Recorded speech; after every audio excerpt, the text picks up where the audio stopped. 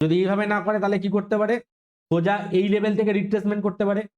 এইভাবে গিয়ে যদি এইটা লেভেল থেকে রিট্রেসমেন্ট করে তাহলে প্রথম এখানে আটকাবে 50% যেটা আছে, তারপরে 38% রেজিস্ট্যান্সে আটকাবে। যদি সেটাও ভেঙে ভেঙে তখনও যাবে আগে যেখানে ছিল 0%, মানে 61,126। আর যদি ওটাও নাতে সাস্টেন না করে ব্যাংক নিফটি, তাহলে সোজা আরো নিচের দিকে নেমে যাবে 100%, মানে 100% মানে কত, 47,724। এইখান থেকে এরকম, মানে এখান থেকে যদি করে তাহলে সবার প্রথমে রেজিস্ট্যান্স কি হবে, 53,35 এটা হবে।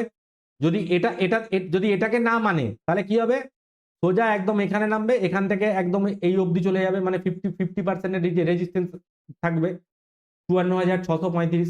যদি ওটাকেও না মানে, ওটা ভাঙার পরে কোথায় যাবে, তারপরে যাবে এই এই লেভেলে 38% লেভেলে, মানে 56,315। যদি ওটাতেও, ওইটার পরে কোথায় রেজিস্ট্যান্স হবে, সোজা একদম এইখানে জিরোতে। তো ওটা মানে এইভাবে আর কি জিনিসটা চলতে থাকবে। অ্যাটলিস্ট প্রথমে ব্যাংক নিফটি রেজিস্ট্যান্স আছে, এই সাপোর্ট লেভেল আছে 50%, যেহেতু 38% ভেঙে দিয়েছে, মানে 54,635। এখান থেকে ঘুরে যদি আটকায় তাহলে 56,315-তে আটকাতে পারে। একটা জিনিস সব থেকে খারাপ জিনিস যেটা দেখা যাচ্ছে এখানে এটাতে, সেটা হচ্ছে গিয়ে, দেখিয়ে দিচ্ছি আমি একবার।